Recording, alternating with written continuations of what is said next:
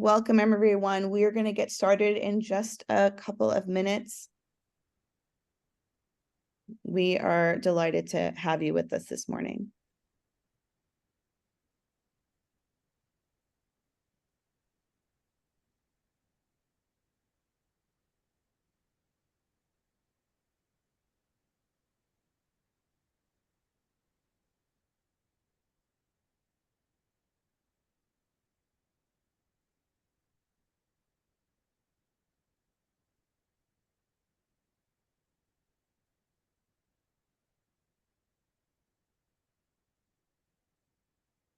Good morning, everyone. Welcome.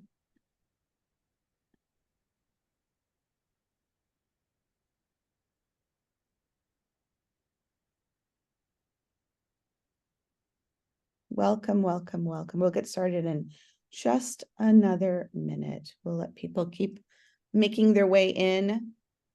We are delighted to have all of you with us this morning.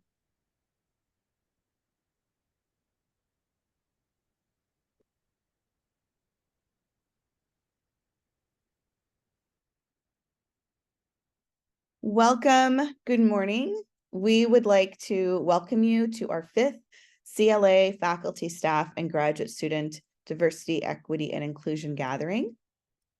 At the start of our time together, we'd like to start with an access check. And we have added in the chat links to both the slides that we're using today, as well as to the agenda. And we will continue to add both of these into the chat periodically during the meeting as people join. Captions have been enabled. Please note that these captions are not perfect, as these are auto captions. We invite you to turn on your video if you are able, especially during our breakout sessions, but we understand that you may be in spaces where this is not an option. Please share your names when you unmute or share verbally in the Zoom space to help us identify who is speaking. And several of the presentations this morning will not be followed by Q&As, but there will be breakout rooms later in the morning where you'll be able to continue and extend those conversations. So please hold on to some of your questions and comments, and I'll signal when you should do that. But there will be a presentation where we will be accepting questions and answers, and so please use the Q&A function. We welcome you to share those questions either with attribution or anonymously. The function allows you to do that. We know that some of you, while joining us, will be moving around occasionally in your physical space while on Zoom. We strongly encourage you to keep your camera on, but if you find yourself moving around, please do turn off your video as it can be distracting for others and also lead to motion sickness for some. To help us and our fellow learners refer to each other, please, in the ways in which most validate and affirm each other's identities. We ask that folks use the Zoom features to change your display name to include the name and the form of address that you are most comfortable sharing. And we invite you to take care of yourself as necessary during today's session. Take breaks as needed. There is a 10-minute break about midway through our programming, but take care of yourself as needed. We are really grateful for the help of Nicholas Lehman and Emily Janish in Lattice. They are our tech hosts today. Please, if there are any technical issues that you're experiencing, please feel free to send them a private message. That's Nicholas Lehman and Emily Janish. And if you have any sort of broad feedback about accessibility, you can please email us at cladei@umn.edu. So welcome, welcome. I'm going to start with our land and labor acknowledgements. In welcoming you today, I want to acknowledge that the University of Minnesota Twin Cities campus is located on traditional, ancestral, and contemporary lands of Indigenous people. The university resides on Dakota lands, ceded and actively contested in the treaties of 1837 and 1855. We acknowledge this place has a complex and layered history, and that using terms like ceded, even as those concessions were contested, erases and obscures more than it reveals. We further acknowledge that the University of Minnesota and its founding Board of Regents supported policies and practices that led to genocide, forced removal, land expropriation, and tremendous and continuous transfers of wealth, while simultaneously working to undermine tribal sovereignty, Indigenous rights, and diverse ecosystems. We are committed to ongoing efforts to recognize, support, and advocate for American Indian nations and peoples. In our college, this means continuing to read and learn from the Truth Report and engage with Indigenous students, staff, faculty, and community members. We will wrestle with and consider the meaning, purpose, and utility of land acknowledgements and the range of actions, restorations, and controlled burns recommended by the Truth Report now and into the future. I'd also like to share a labor acknowledgement. We must acknowledge that much of what we know of this country today, including its culture, economic growth, and development throughout history and across time, has been made possible by the labor of enslaved Africans and their descendants who suffered the horror of the transatlantic trafficking of their people, chattel slavery, and Jim Crow. We are indebted to their labor and their sacrifice, and we must acknowledge the tremors of that violence throughout the generations and the resulting impact that can still be felt and witnessed today. By offering this labor acknowledgement, we understand that trauma plays a significant role in our captivity, separation, and termination of family history. We invite you to bring your whole selves and stories into this space, and we use our resources and time to disrupt the historical and systemic perpetuation of trauma and commit ourselves to cultivating practices that will heal, restore, honor, and respect Black, Brown, and Indigenous communities. We also acknowledge that words are not enough. We must ensure that our institutions provide support, resources, and programs that increase access to all aspects of higher education for our African American students, staff, faculty, and community members. Now that I have started to name the place that we are in and the types of dispossession and labor that have made this place possible, I want to call us into this gathering across our shared and diverse identities. The exact origins of this radical welcome are unknown, but the original kernel might be traced to Stephanie Speller's vision and practice. I want to welcome all of the parts of you that are still arriving and all of the ways that we've been arriving for a long time. I want to welcome those whose families go back multiple generations in this region and those who have just begun. I want to welcome those who are newcomers and those who have left and are returning. Welcome to those who feel at home in this region and those who feel it in another place and those who aren't sure where home is. I want to welcome the relationships we have with each other, to those we have known for a long time, to those who we will just be meeting for the first time. I want to welcome each of your ethnic, racial, and ancestral backgrounds and to the ways in which they define and shape us, and all the ways in which you are connected and not connected to those. Welcome to all of the gender expressions of yourselves and to all of the ways in which you express your sexuality. Welcome to your religions and faiths and spiritual practices and traditions, and to those who choose not to hold a practice. Welcome to each of you across all ages. Welcome to the ways in which your numerical age speaks to your particular wisdom in this moment in time, and the ways in which each of us moves outside of them. Welcome to the work that each of you does in the world. Welcome to the ways in which that may or may not define you. Welcome to those who might call themselves change makers and to those for whom that term does not resonate. Welcome to the educators in each of us and the learners in each of us. Welcome to your minds and your intellects. Welcome to your bodies, the unique containers that each of you sits in, and all of the ways you show up in. Welcome to the parts of you that are comfortable right now and to the places of discomfort or dis-ease. Welcome to the parts of you that feel very human and the parts of you that are interconnected to the universe. I want to welcome your exhaustion and your anger and your fear and your passion and your energy for change. Welcome to all of these parts of ourselves, what we've named and what we haven't named. And the invitation this morning is to be here, not to escape the world, not to retreat away from it, but to meet it in ourselves and each other and in what we can create together. And so welcome everyone this morning. I'd like to invite everyone to unmute yourselves if you would like, and I invite you to use your voices for the next minute to just welcome each other into our shared space this morning. Good morning. Good morning. Good morning. Good morning. Hello. Good morning. Friday morning.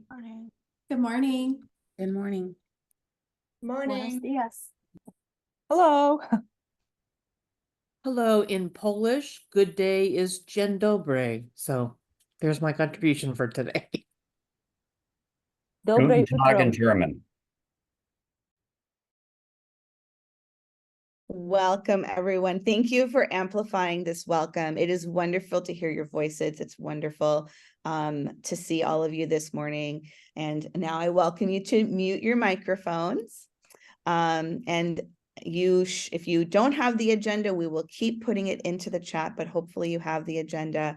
And the morning is, it's packed.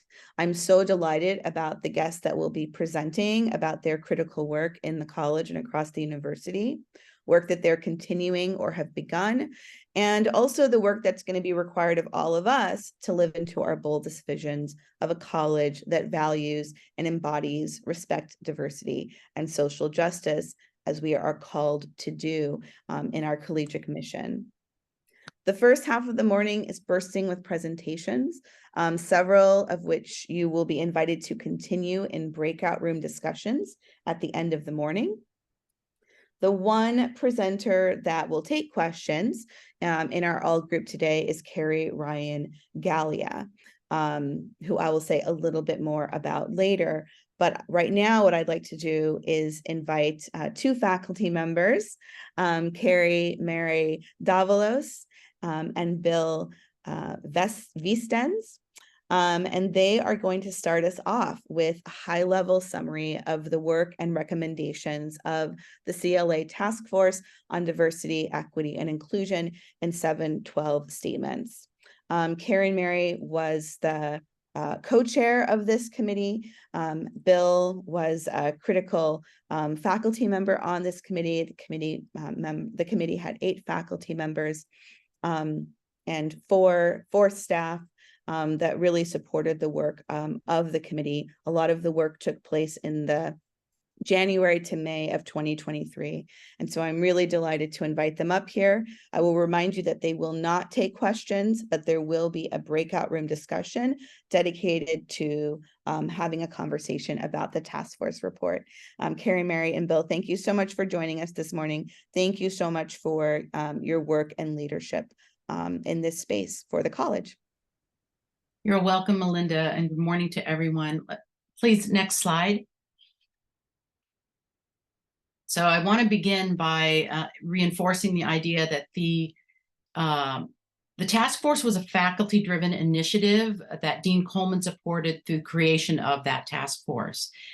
Many members of the committee were either chairing at the time or were former chairs who understood the need for templates, and I put that in scare quotes because there's never any template for how to do anything, but something easy that was executable, able to allow chairs to act and to create change in their units. So that was one of our visions from the beginning. We also were a group of scholars. We recognize that scholars want evidence, we want evidence. And so the report explores both research and practice on these issues. We present a summary of the literature reviews with links to the actual scholarship and reports. And if you're looking for that evidence, you can find it in the appendices. Next slide, please. So this slide defines the charge of the task force. So we began in number 1 by looking inward, right? Reviewing how and which units across the university have incorporated diversity, equity, and inclusion, I abbreviate as DEI, into their Unit 712 statements.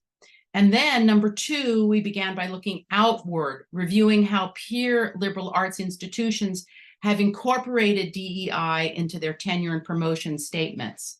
Next slide, please. In number 3, we started to develop a set of recommendations and possible template language to incorporate and clarify diversity, equity, inclusion in the overview, in the research, in the teaching and service sections, those 4 sections of CLA 712 statements. Number 4, we developed a set of recommendations for culture change that we thought would best support units in adoption and implementation of revised 712 statements and other governing documents. And then that final charge from the dean, number 5, we developed a set of recommendations for collegiate leaders so that they can best support the adoption and implementation of these 712 revisions. Next slide, please. So this slide tells you the organization of the parts of the report, right? Like a table of contents. And notice how those parts of the report correspond to the charge and the expectation of the members, particularly those of us who are former chairs and scholars. So I'm going to start with the executive summary. Next slide, please. So in the first, the task force had these 2 approaches that are interrelated in revising the 712. And the first I could sum up by saying we want to broaden, clarify, and bring transparency. I'll let you have a minute to read some of that text. We argue that this allows us to better recognize the breadth and depth of our research and creative work, our teaching and service. And by broadening and bringing clarity to definitions, measures, documentation, we believe that it creates an environment for faculty to fully realize their potential. I've summarized that first point. Next slide, please. The task force also advocates that the college mandate units address our diversity, equity, inclusion, and social justice, abbreviated as DEISJ, in their mission statements within the 712. As noted in the preamble to the college's constitution, DEISJ are core to our values.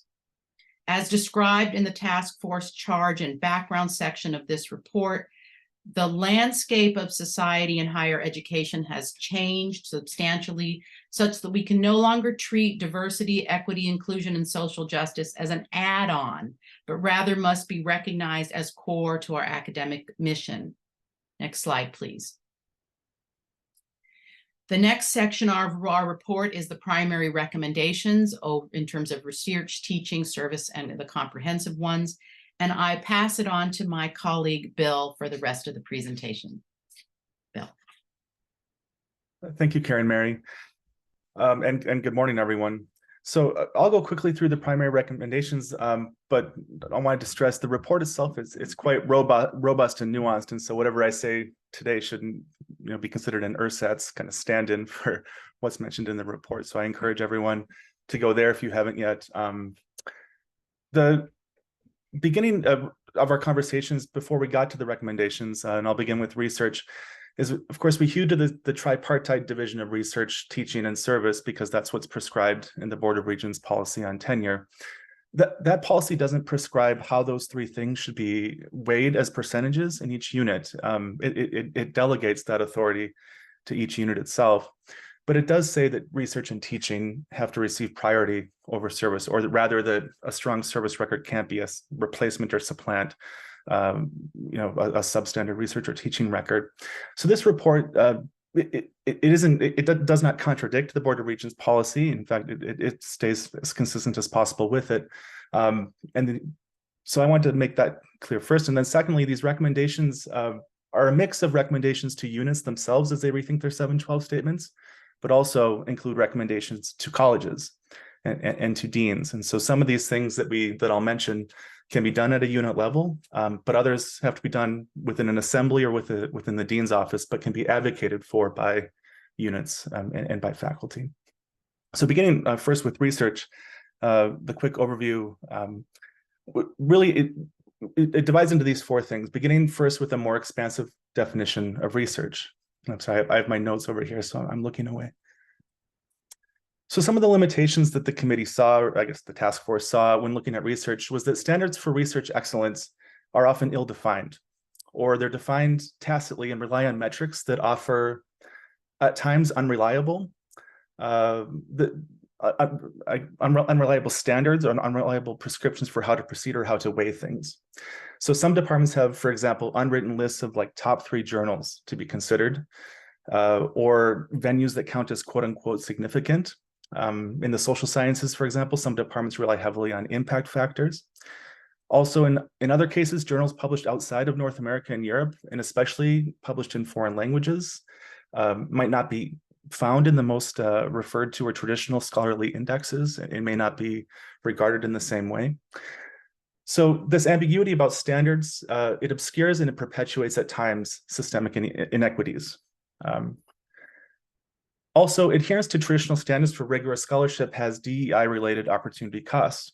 Faculty and CLA actually have a very good record of achieving tenure, which implies that standards are clearly communicated, that they often are attainable, but this also means that there might be opportunity costs, that other forms of research that might be DEI or DISG centered or have longer timelines than the traditional tenure clock might be avoided or ignored until a faculty member achieves promotion and tenure. And so trying to weigh those things and allow them to count towards tenure and also not disincentivizing that the faculty pursue them was also a concern. So in terms of a more expansive definition of research, here we advocated for considering research products that go beyond traditional journal articles and monographs, while still, of course, counting them, right, and as they always have been historically, and also giving greater emphasis to community-engaged scholarship. Secondly, embracing a contributorship model that lessens emphasis on single authorship and values a more expansive set of collaborative practices, including not only co-authored journal articles in disciplines where that might not be common practice, but also including conference organization, things like working with communities and so on and so forth. Thirdly, adjusting our sense of time. In this, we thought about time in different ways. First, the time of achieving tenure and promotion, right? The traditional tenure clock is determined within each college that there's a maximum of 9 years that's, or no more than 9 years as specified within Board of Regents tenure policy. That policy delegates it to the faculty assembly of each college to determine what its tenure clock is within that maximum of 9 years. So perhaps adjusting the sense of time in terms of just achieving tenure in general, but also time in terms of what sorts of things qualify for an extension to a tenure clock. Thinking about things that go beyond becoming a new parent or caregiver, right, or having a personal medical issue. Could, for example, a faculty member who's doing extensive service or an extensive service responsibility like developing a new curriculum or whatever it might be, right? Could that also count as an extension to a tenure clock? Thirdly, or fourthly, moving away from traditional markers of quality, such as here we were thinking about things like impact factor, Scopus Q ratings, and preset lists of acceptable journals, and instead advocating for the engagement with work by merit review or tenure review committees that it's more wholesome or more robust, and determining quality not through metrics or easy solutions, but rather through engaging with the work itself, which we understood might be a challenge for some units that have smaller numbers of faculty, right? Because our time is so demanded. Next slide, please. In terms of teaching, I think it goes up through 6 points, but the first point here, embracing a definition of teaching that is based on core principles of diversity, equity, inclusion, and social justice, which is related to the second one, embracing the definition of effective that is based on core principles of diversity, equity, inclusion, and social justice. And of course, these two terms, teaching effectiveness, are forever married because they're mentioned in the Board of Regents tenure policy for the criteria for promotion and tenure to assistant or to associate professor, and also for promotion to full professor. And this addressed one of the limitations we saw in the committee, which was a lack of explicit language regarding DEI or in definitions of teaching and effective in most Unit 712 statements. Embracing, thirdly, ensuring that the breadth of our definition of quote unquote effective teaching, which ranges far beyond the classroom, is captured and substantiated with more standard forms of documentation and evaluation. And in this case, we were thinking that 712, the template that most units use that were adopted in most cases around 2009, 2010, it includes a list of possible forms of evidence of teaching effectiveness, that we encourage it to include other forms of communicating knowledge, right? Both to registered university students and persons in the extramural community. And also supervising, mentoring, or advising graduate or undergraduate students would fit as well, whether individually or in groups, and not specifying how to document these three modes of teaching and learning opportunities. Embracing evidence-based methods, number 4, that uphold principles of diversity, equity, and inclusion and guide the evaluation of instructors. For example, removing student ratings of teaching as a measure of effective teaching would support evidence-based methods to mitigate bias in the evaluation of instructors. You'll find that the task force report refers to studies, I think a multitude of studies that question the effectiveness of SRTs or related instruments of teaching, of gauging teaching effectiveness, and discuss the potential forms of bias, right, that could be found through those processes. The report, again, it's not prescriptive. These are recommendations. One of the alternative methods of teaching effectiveness that we recommend is something called FATE, the FATE rubric, Framework for Assessing Teaching Effectiveness. But the overall goal, regardless whether you use SRTs, right, but do so, with a mindset of how, or at least prior knowledge of how one might see the biases involved in it, or adopting a different method, is simply to engender trust in the process and try to promote transparency as much as possible. 5, ensuring that the process of required teaching evaluation, including peer evaluation, is constructive rather than punitive. Basically, when instructors are reviewed for the effectiveness of their teaching, we advocate for things such as giving them agency in terms of, who is the colleague that will be doing the reviewing? What sorts of documents will they be looking at? What stage of the semester will the observation be will it be taking place? And so on and so forth. What is the process, afterwards in terms of how that evaluation is communicated to the instructor, and how that report is then incorporated into their annual and tenure review processes, and so on and so forth. 5th, adopting a teaching portfolio is the primary form of teaching evaluation. The current template with the list of possible forms of documenting teaching effectiveness actually aligns well with adopting this process of a teaching portfolio. One of the problems with the template that we found was that the list of forms of teaching evidence, or evidence of teaching, effective teaching, that it wasn't clear in the 712 statements if they should be taken in terms of order of importance, right? If number 1 should be more important than number 15. And often it was things like SRTs that would appear first, right? So there was some ambiguity. So as a part of this portfolio, I think we were considering in terms of not necessarily a list with numbers, but rather as a grouping of both formative and summative forms of assessment, right? That would capture a wide range of teaching activities. Next slide, please. In terms of service, we recommend first that each unit department should ensure that service assignments are documented and tracked for transparency and equity using a service dashboard or similar tool. And of course, that tool or dashboard could take a number of forms. For example, using like a Google spreadsheet, right, that everyone in the unit has access to, so they can see historically how committees have been assigned, who's received particular ad hoc or exceptional assignments, and so on and so forth. Basically, being as transparent as possible in terms of who is asked to do service and what the degree of or level of that service is. Secondly, including service to the community as something to be valued, right? So not only service to the institution and to the profession, but also what one does through community engagement or public-facing work. Thirdly, each unit should explicitly identify the types of institutional, professional, and community-based service that supports DEI and social justice work that reflects institutional values, commitments, and missions that can be used by faculty to document their contributions in annual review statements and promotion documents. Next slide, please. Fourthly, thinking about minimum standards for institutional service, but not think of it as like a one-size-fits-all approach, but take into account obviously whether someone's a junior faculty member, right, and on the tenure track may not, or should not receive the same level of service as a full professor, but trying to be as equitable as possible with those considerations of rank and percentage time of their appointment taken into account. Then lastly, we currently require candidates to write research and teaching narratives as a part of their tenure and promotion portfolio, but we don't require a statement for their promotion based on service or that documents their service contributions. So the fifth recommendation is precisely that, to require such a statement that documents the broader impacts of the service work on the local community, the state, and society, including the extent and quality of the contributions in this realm and their alignment with departmental, collegiate, and university commitments to DEI SJ. All right, thank you. Thank you. Thank you so much, Karen, Mary, and Bill. Thank you so much for your work on the task force, and thank you for sharing out. And I just want to remind people that there is an opportunity during the breakout rooms to have a more extended conversation about the task force report. Now I would like to welcome Jenny Robinson-Cluse, who has led and helped to organize a great deal of the work around the professionalization of associate faculty in CLA.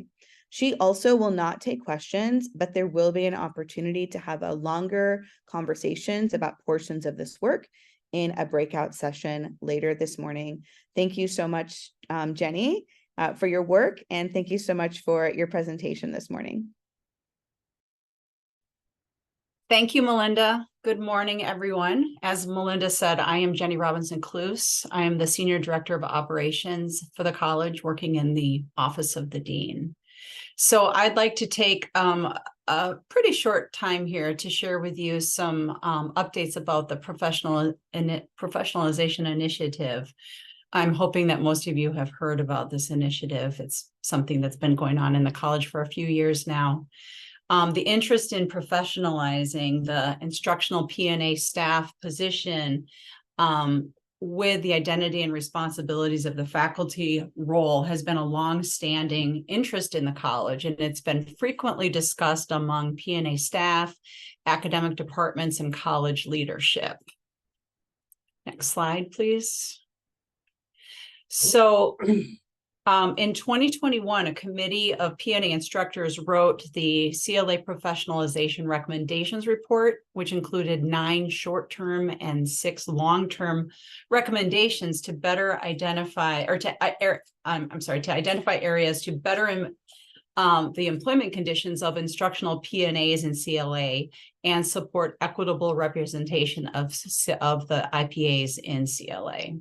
So 4 of the authors of this report, who are listed here, Sarah, Ashley, Barbara, and Adolfo, have continued their engagement in the work, serving as consultants on the continued professionalization development work. Next slide. And then in spring of 2022, Dean John Coleman appointed these 6 staff members seen here to serve on an administrative committee to consider the ways to enhance the professionalization of instructional P&A and recognize the faculty role that they serve, and to make changes to the position description that enhance recruitment and retention of term faculty and support the educational needs of the university and the college in particular. Next slide. So I wanted to take this time to share some of the outcomes of the first year and a half of this work. 3 things I'd like to highlight here today. First of all, we established that the secondary title of associate faculty could replace instructional P&A. So we want to start referring to this group of faculty as associate faculty, which more accurately represents the faculty identity of the role. We also would encourage associate faculty, as they wish, to use the faculty title in place of lecturer or teaching specialist as they choose. That can be advantageous for a grant or award application or another situation where the title is meaningful. In addition to this, in response to requests for professional development and onboarding, the Office of Undergraduate Education created an orientation meeting for newly hired associate faculty to take place in August. And the college also established the CLA Excellence in Undergraduate Teaching Award for associate faculty, which includes the allocation of $10,000 in funds for up to 2 awards per year. Associate faculty are also eligible for the Career Readiness Teaching Awards. So we created this neighborhood site, the CLA P&A Professionalization Task Force website, to share progress of the professionalization initiative. Ashley, Barb, Adolfo, and Sarah are all going to be joining our committee this January. So we're considering this a new phase of the development. Bigger committee. Now we have 4 associate faculty on the committee, and we're going to be exploring what our new areas for investment and energy are going to be. So among these considerations would be the equitable representation of associate faculty in departmental governance and curricular planning, orientation, training, and professional development, increased access or participation in leaves or multi-year contracts, salary equity, which is also something that the college has great interest in supporting salary equity for all staff, and recommendations for funding for curricular and professional development. These are some of the areas that we'd like to explore for the next phase of the professionalization work. The professionalization work is something that's going to be going on for several years. This is it's our culture, it's our process, it's our procedures, it's it's endemic to so many different parts of the way we operate as a college. And so it's we believe it's just going to take a long time to really examine the different ways that we can enhance the role of this position, and recognize that such a large number of our faculty are in this associate faculty role, and it's so important as a priority for the college. So one of the things, thank you for this slide. One of the things we've come to realize is that the professional and employment experiences of associate faculty differ across CLA units. And sometimes that's because we don't have clear guidelines or policies or protocols in place. Sometimes there are different disciplinary needs. And sometimes there's just different logistics, sizes of associate faculty and tenure stream faculty and excuse me, and so forth. So we thought it would be good to take the time today as a small group discussion and explore and better understand some of these differences across our units, and gather some what will be confidential input on the questions. And today's topic is going to be about departmental governance. So I would encourage those of you who are on the call right now or in the Zoom who are associate faculty to consider participating in this small group discussion, to answer the questions here about your experience with faculty governance for your unit. And if this is a topic that you're interested in and you can't participate in the small group session because there are so many other wonderful choices, then I just encourage you to reach out to me and share your feedback to me over email, and then I can pass that along to the committee as well. So that is everything that I have to share about that today. And I thank you for having the time here today to talk about what's happening with the professionalization initiative. Thank you so much, Jenny. Thank you for your work and your leadership, and the new website that you guys have put together. We have linked to that as under the second discussion group. And so thank you for your work, and encourage people to continue that conversation in the breakout session later in the morning. I am now delighted to welcome Eva Palma, Ana Forsanito, Mandy Menke, and Bill Vistens, faculty from across Spanish and Portuguese studies, who received a diversity, equity, inclusion, and social justice in liberal arts pedagogy unit grant. Don't say that we don't have the words. We have the words.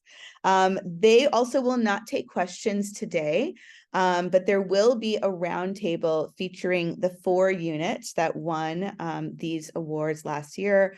The Hubbard School of Journalism, Philosophy, Communication Studies, and Spanish and Portuguese Studies. But what they will do this morning is share some of the really incredible work that they have done using the funds from this award. And so I want to hand the mic over to them, and I want to thank their unit for really I mean, I've had conversations with them already, so I've had a preview of this presentation, but I'm just delighted with the work and delighted with the innovation. So I will hand it over to you now. Take care. All right, thank you so much, Melinda. I've been given 1 minute to start and introduce as the chair, but I want to stress that the real work has been done by my colleagues here, Mandy, Ana, Eva, and Cristina Castro, who's not here. So the grant that we applied for, it addresses 3 important, it's not just courses, 1 sequence of courses and 2 other courses that are really essential within our curriculum. Mandy is here as the PI for the work that's being done on our 1000 level language sequence courses, basically the courses students take when they're fulfilling a language requirement in Spanish in the department. So obviously a very important and very impactful work, right, that affects a very large number of students in the college. 3019, is it 3019W? Or Cristina Castro's course is important in terms of it's relatively new. I think it's been offered for maybe 4 or 5 years, but it's the primary course that addresses the Spanish heritage speaker community in our department. And we've meant it to be sort of like a platform for developing more curriculum and more opportunities for those students. And then lastly, Ana and Eva have worked on Spanish 3104W, which is Introduction to the Study of Hispanic Literatures. It's one of the 3 critical analysis courses in the department that all majors and minors have to take as a prerequisite for more advanced study at the upper 3000 level. It's a course that I don't know if stale is too harsh, but it's been primarily focused on, I think, text from the peninsular Spanish Iberian tradition. Partly due to the textbooks that's been used for a number of years. And so it's been ripe for reform and revision, but also especially it's important to bring to it this DEI lens or framework that Ana and Eva and Olga, last year, a graduate student who graduated, have been working extensively on. So I don't recall, I'll go next slide forward and that'll tell me who's next. Yeah, so I'll pass it now to Eva and Ana to talk about 3104W. Okay, this is Eva Palma speaking here. Next slide, please. So the new material expand. Okay, next slide, actually.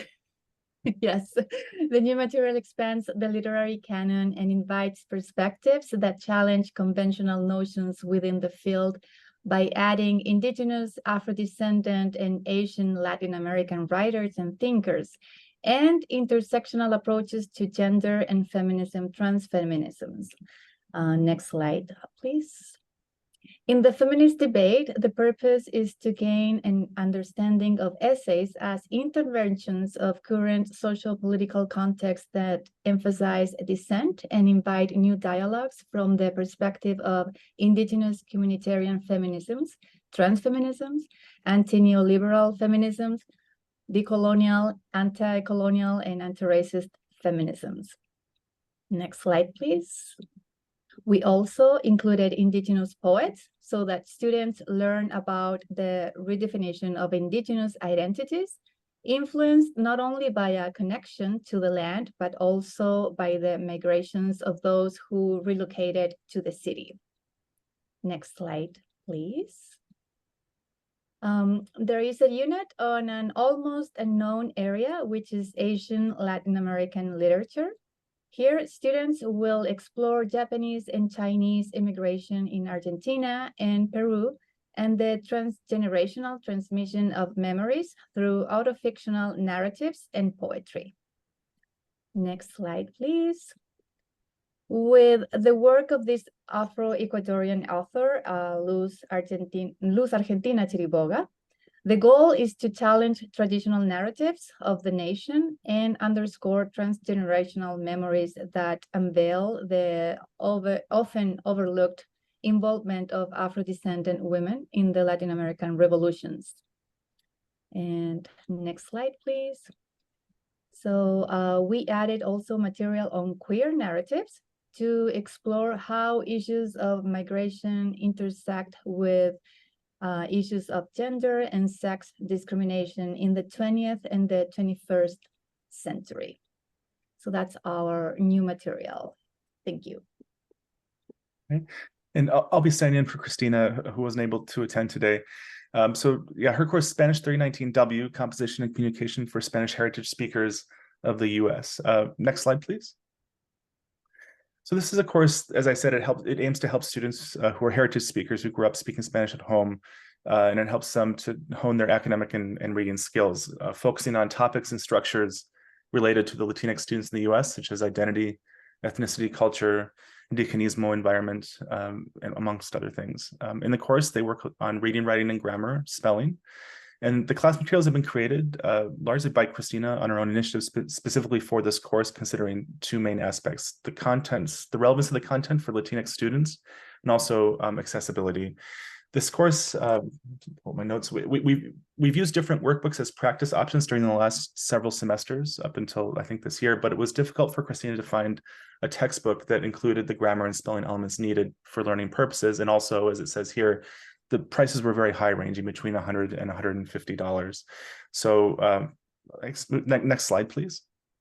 So Christina developed, and I'll skip to two, what she calls Mango, Manual de Gramática y Ortografía, which is a section that she, I think, piloted last year and is using, I think, maybe the second time this year. I could be wrong about that. And it's been very helpful to prepare and to teach the class as both an efficient and useful resource, but one that's also malleable, that she can adapt and so on. And of course, the first part, which I skipped over, includes also a reading section that includes authors, including Sandra Cisneros, Aurora Levins Morales, Nicolás Guillén, Gabriel Garcia Marquez, amongst others. And then finally, the funds that she requested, she used here thirdly, partly to develop Canvas activities to help with class preparation and post-class activities. She also used it to pay for hours to review and expand and make Mongo available and well-developed to students in Canvas as well. So I think Canvas kind of permeates a lot of the first 2 points as well. So yeah, that's what I have. Here she gives an example of new rings that reflect on the history and identity of Latin America and how art helps to portray these ideas on the right, which is by El Norte es el Sur by Joaquin Torres Garcia from Uruguay. Next slide, please. Yeah, pass it to Mandy. All right, I'm going to jump in here and share some of the work that we've been doing in the language program. And I'm the one speaking today, but this really has been a team effort. As Bill mentioned at the very beginning, these are the 1000 level language courses and our 3015, which is the first course in the major and the minor. And so these are beginning and intermediate language learners. And we're serving large sections of our CLA population. A lot of our students in these courses are working to meet their language requirement. All of these courses are multi-section. They have a coordinator that designs the curriculum for them. And so this is the team that I've been working with. And our overarching goal for our project was to redesign our courses with justice, equity, diversity, and inclusion at the fore. And we've tried to engage in this work in an equitable way, inviting participation by all the different constituents in the language program, which includes our associate faculty and our graduate instructors, and also by compensating the work that they're engaging in. So the first goal within this work was really to increase the capacity that we have within our staff for enacting anti-racist pedagogy. And so we have a diverse group of experienced educators teaching these courses. And so we have incorporated opportunities for individuals to engage in both the self-work as well as professional learning around social justice, and equity and diversity and inclusion. And we have incorporated workshops from CEI and Lattice into our Welcome Week activities. And then we've also organized several internal events. One of the highlights was this summer during Welcome Week, we had a leader on anti-racist pedagogies and language education come and lead a workshop for our faculty. Dr. LJ Randolph came and he really made some of these ideas concrete for our instructors. And so since then, we followed up on that with a professional learning community that is reading and discussing the Anti-Racist World Language Classroom book that was just published last year. And our goal through that work is to really revisit our own individual classroom practices as well as our collective programmatic practices. And if we can go to the next slide, the second goal that we had for this project was then the actual redesigning of the courses. And our first step was to articulate new learning outcomes for the programs. The goals center around developing multilingual communicators, critical thinkers, and lifelong learners. And they incorporate traditional aspects of language learning, but also center engagement with texts, multiple perspectives, and diverse communities. And you can see if we click on this screen, a sample outcome that we have, which is for students to recognize various factors that contribute to systems of power in the Spanish-speaking world. And so we are giving them opportunities to engage with different voices within our curriculum.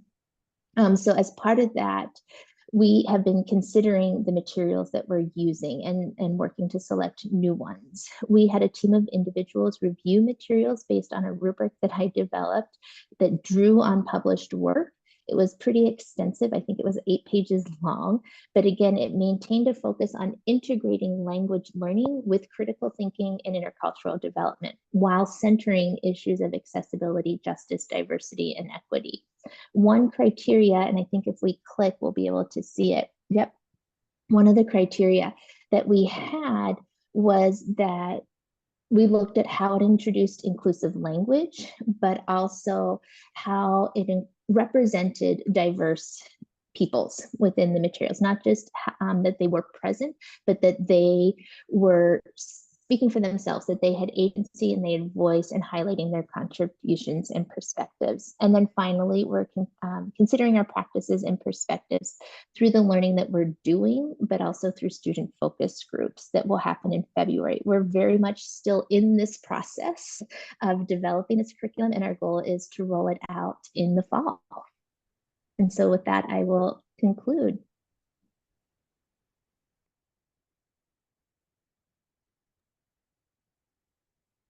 Thank you. Thank you. Thank you so much. I just want to say that the work that Spanish and Portuguese Studies is doing is really quite incredible. And we're grateful of that work. And also, I want to specifically thank the Center for Educational Innovation because it is funds from our space as well as from the Center for Educational Innovation that makes these grants possible. Thank you so much, Eva and Anna and Bill and Mandy and Christina, who couldn't be here, but whose work was really well represented. And now I would like to introduce our final presenter for the morning before our break. And I'm really delighted to introduce Carrie Ryan Gallia. Carrie Ryan Gallia is Senior Associate General Counsel in the Office of the General Counsel at the U. And she is going to help to orient us in a moment when the Supreme Court has challenged the narrow use of race in admissions, and at a moment where the Israel-Hamas war and its regional and local impacts and reverberations are raising old and new questions about academic freedom on our campus. Thank you so much, Carrie Ryan Gallia, for being with us this morning. And I'm going to turn it over to you. Thanks, Melinda, and thank you everyone for having me this morning. I'm going to talk about 2 sort of disparate topics this morning, and then hopefully we'll have a little time for some Q&A and sort of talk through some of these issues as well. Neither one of which is necessarily a very simple, straightforward issue. There's certainly things that the university is continuing to grapple with on a daily basis right now. So the first issue is the Supreme Court decision that recently came out this past summer. The Supreme Court issued a decision on June 29th in a case called Students for Fair Admissions versus Harvard and the University of North Carolina. And this was the most recent in a long series of court cases challenging the ability of colleges and universities to take into account a student's race or ethnicity when considering whether to extend an offer of admission to that student. There's been about 50 years of case law that have developed in this area. And over time, the Supreme Court had come to recognize that it is permissible for colleges and universities to consider an applicant's race or ethnicity as one factor among many in determining whether a student should be offered admission to an institution of higher education. The theory behind this is that colleges and universities have identified that diversity is an important educational goal, right? That colleges and universities know that if people of different backgrounds, viewpoints, and perspectives participate in the classroom, it makes for richer discussion. And that also that makes for students with greater cultural competencies to go out into the world and join the workforce and continue to engage with one another in the community after higher education. So that had been sort of where the law had been developing over time. Challenges were continuing to come in, however, and this most recent case was filed in 2016. They went to a trial before a trial court, went to the Court of Appeals, and finally ended up in front of the Supreme Court. The case was filed against Harvard College and the University of North Carolina, one being a private school, Harvard, and one public like us. UNC is like the University of Minnesota, a public school. So it really, the decision that it came out in this case applies very broadly to any college or university that accepts federal funding. And accepting federal funding is a really low bar, right? One student who gets federal financial aid or a faculty member who has a federally funded grant. So the overwhelming vast majority of colleges and universities are now bound by this decision. And this decision is a departure from that earlier law I just described. In this case, the court held that it is unconstitutional for colleges and universities to consider race and ethnicity in admissions. The court had a couple of reasons for landing where it did. It took a really hard look at the consideration of race. And the court does this in general, right? Because the Constitution addresses race in the 14th Amendment, which is one of the amendments that was passed after the Civil War. It's one of the Reconstruction amendments that it was trying to sort of remedy the incidents of slavery. So basically, if the government, and the University of Minnesota as a public institution is the government, considers somebody's race, they have to have a very good reason for doing so, because given the history of slavery and racism in the United States, the suspicion is that if race is being considered, it's being considered for the wrong reasons. So the court's going to look very, very closely at that. Here, the court held that it is no longer proper to consider race and ethnicity because the court concluded that race and ethnicity do not contribute to diversity of a student body. And they concluded that for a couple of reasons. First, they decided that that was stereotyping, that if a college or university decides that somebody, because of the color of their skin, contributes diverse viewpoints and experiences to the classroom, that is making an assumption that everybody of a particular skin color contributes the same viewpoints and experiences to the classroom. And that's stereotyping based on race, which is impermissible. The court also looked at admissions as a zero-sum game, right? So that in a class, we maybe have 100 slots. We can offer 100 offers of admission. And if we give preferential treatment to some applicants based on race or ethnicity, and we've typically in the past done that for people who are traditionally underrepresented in our programs, then that necessarily means that students who come from a background that is overrepresented in our programs, typically white or Asian American students, that those students are getting sort of a minus factor. They're getting dinged where underrepresented students get a plus factor, and that it's never permissible to discriminate against somebody based on race.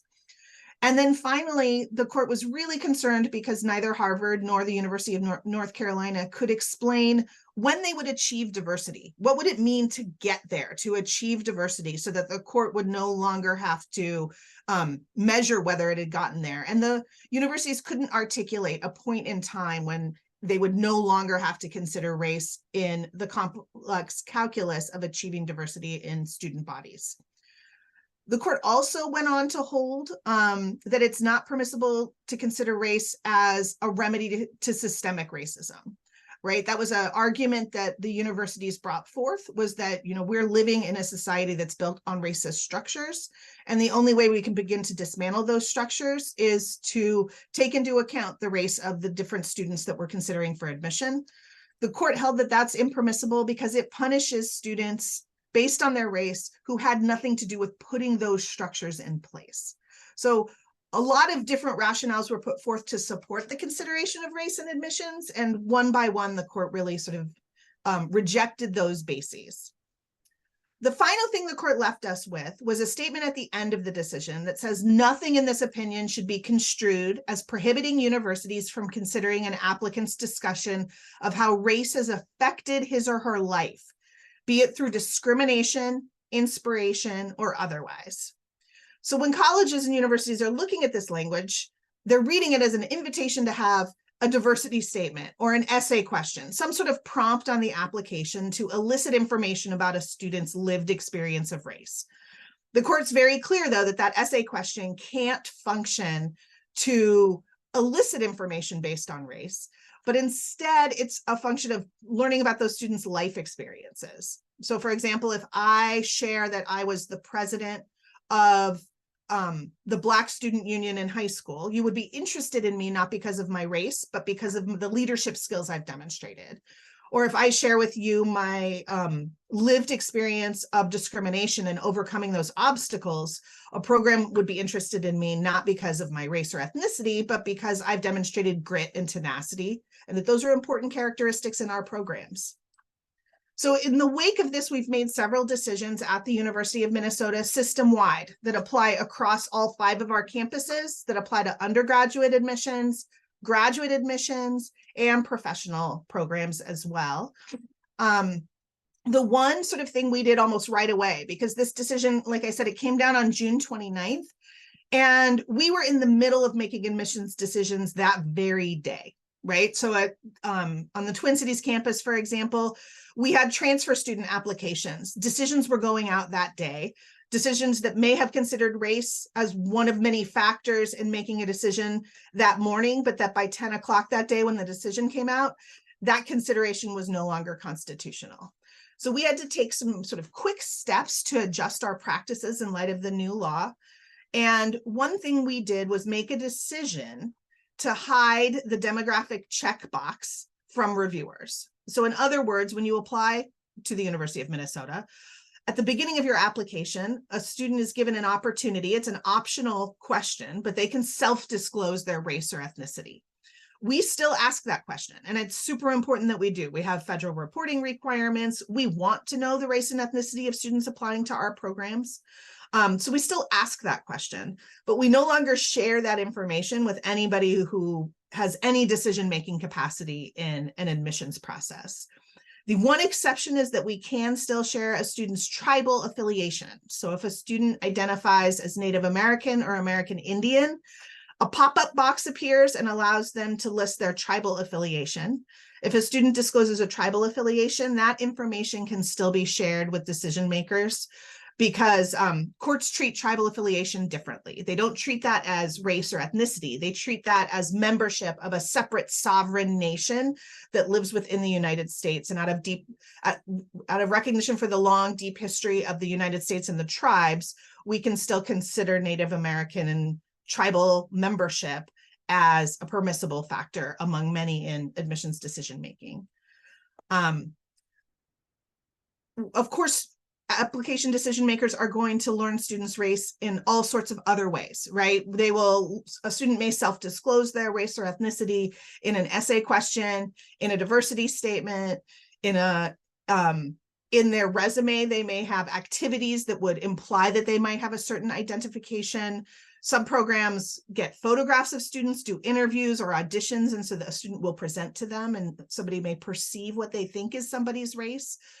So we've done extensive training across the system as well. And we've made sure that every admissions committee chair across the system has taken this training to understand that if you learn of a student's race, you still need to use that lived experience framework for considering that information. You can't simply sort of give students an additional consideration because of their race or ethnicity.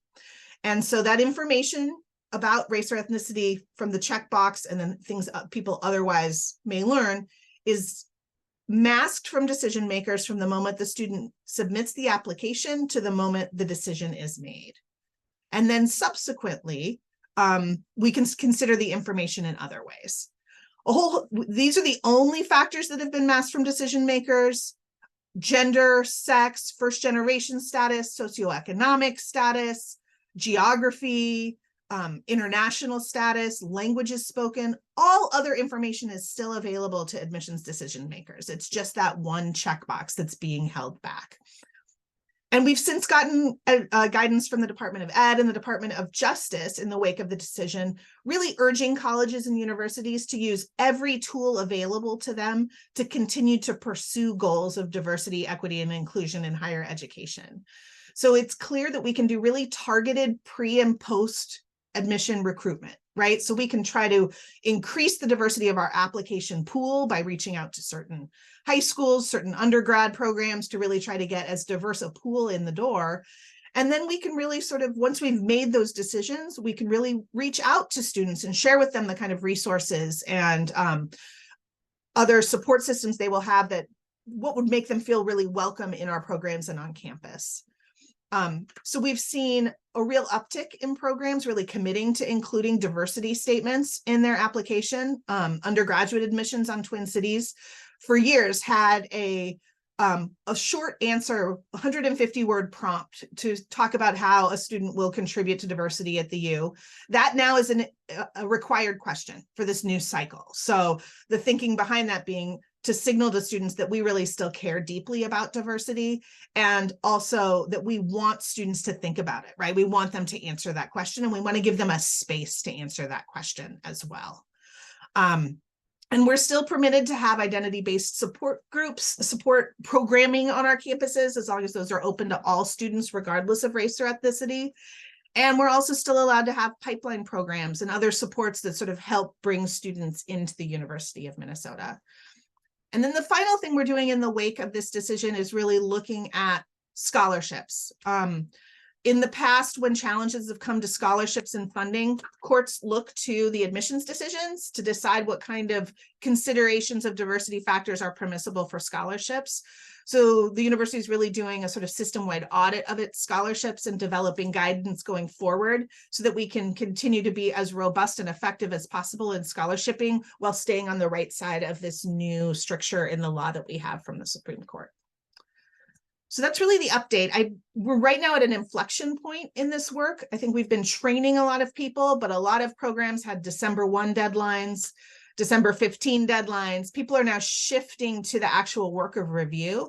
So I expect that we'll start seeing whether this work we're doing is effective, whether the kinds of diversity statements we're using are eliciting the kind of information we want. We'll start seeing the impact of this decision on the diversity of our incoming classes. And if we want to sort of tweak some of this work, I think this is going to be sort of the beginning of a dynamic process where every year we're sort of taking stock of where we are and potentially shifting how we approach admissions work and the other work that goes with it to sort of continue our commitment to diversity. One of the things that you may have noticed in the Board of Regents meeting immediately following the decision in July, the provost stood up at that meeting and reaffirmed the institution's commitment to diversity, right?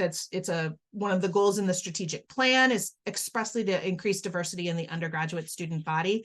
And nothing about that goal has changed in light of this decision.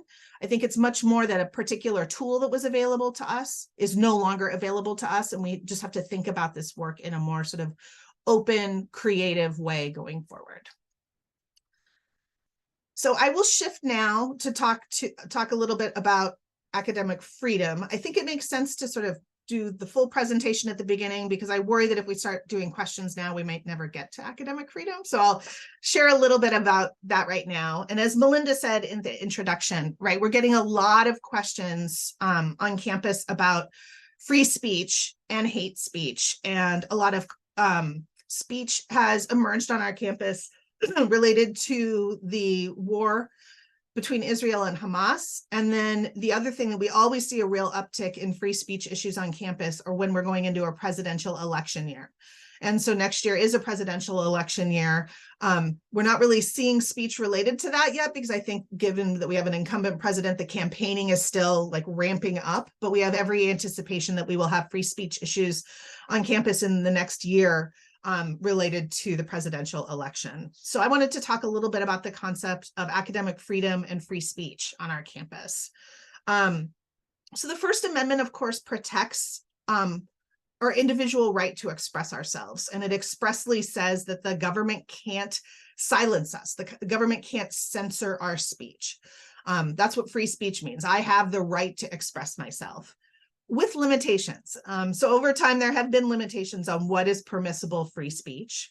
I, for example, do not have a free speech right to incite violence, to expressly gather people and direct them to attack another person.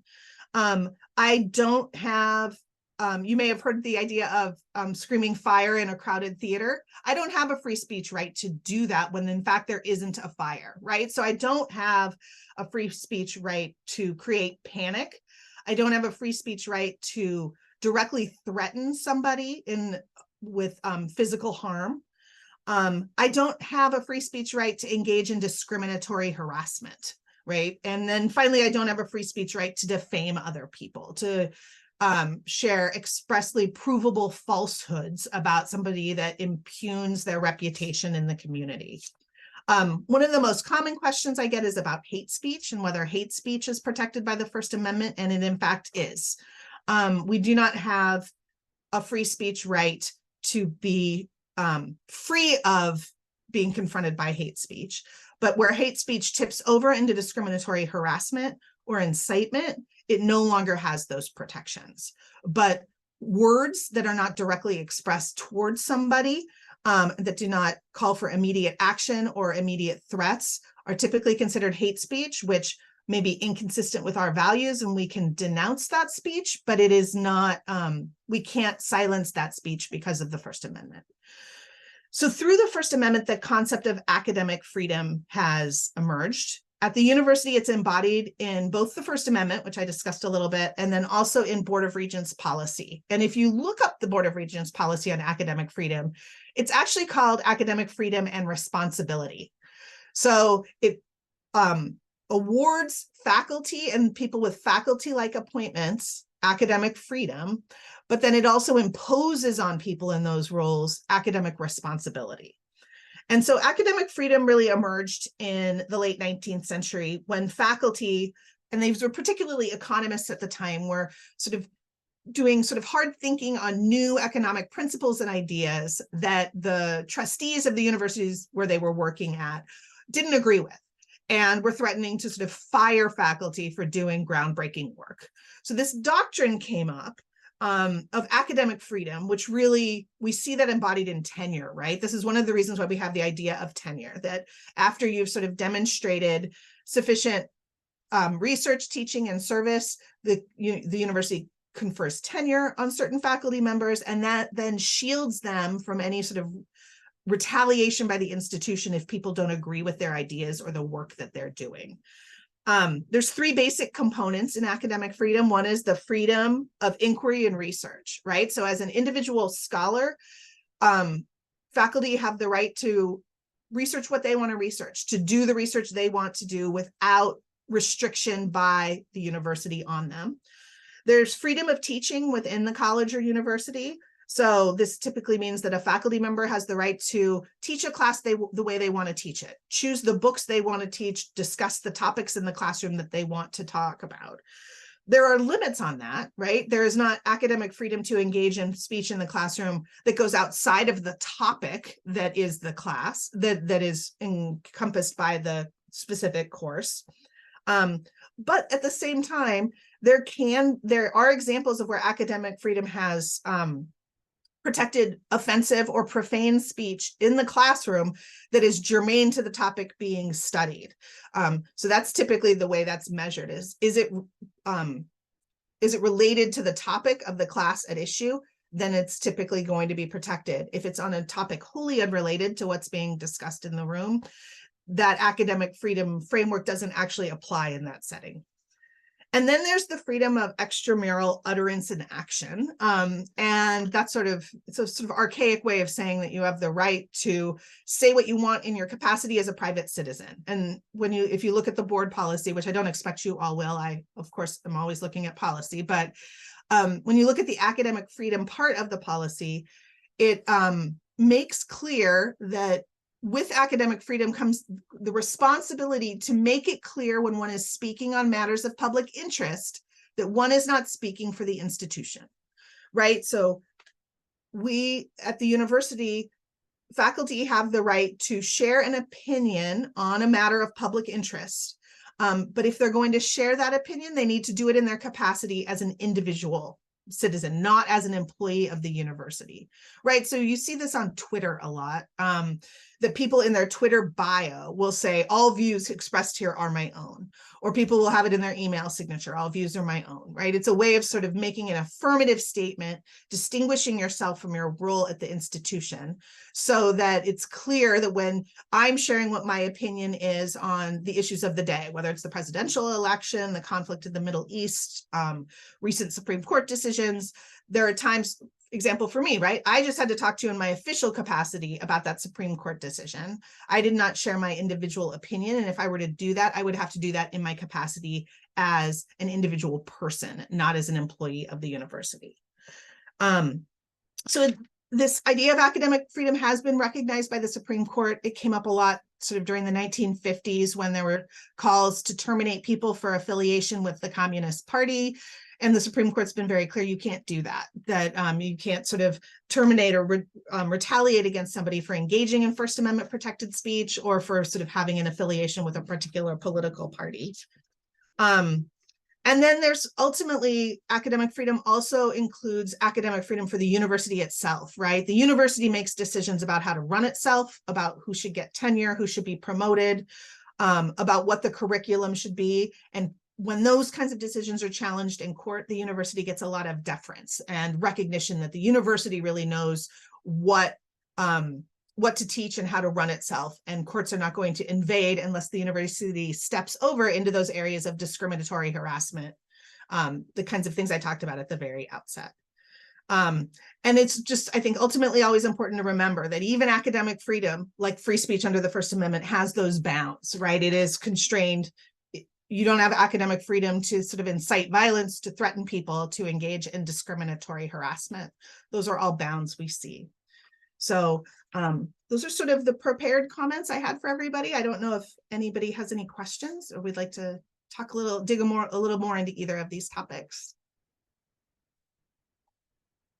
Thank you, Carrie. We really appreciate all this information. I think it puts a lot into context. We do have two questions that came in through the Q&A. We're just checking from the DEI form to get any additional ones. And participants and folks who are in the meeting, please feel free to ask more questions and we will pose them to Carrie as they come in.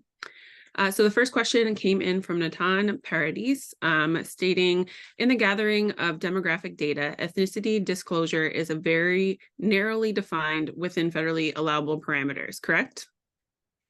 I might not understand all of the dimensions of that particular question, but there are very narrowly defined federal categories that we're asked to report on. That doesn't mean that we can't sort of ask more nuanced questions about race and ethnicity, but there are certain ones we're required to ask by federal law. And they're the ones you see all the time, right?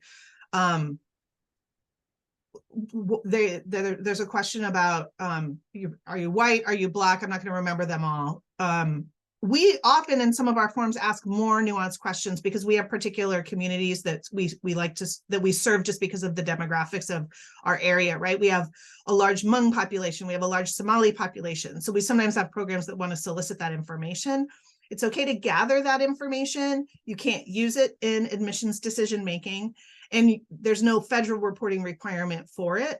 But I do think, right, as we're looking to our ability to maintain or increase diversity, following the Supreme Court decision, we're going to want to look at demographic data. You know, we'll want to look at what our applicant pools look like. We'll want to look at what our admitted classes look like, and then think about whether we want to change our practices. So I think it's permissible to ask more questions, but for federal reporting requirements, Natan's point's correct. It's very narrow and prescribed what we are sort of obligated in all circumstances to ask.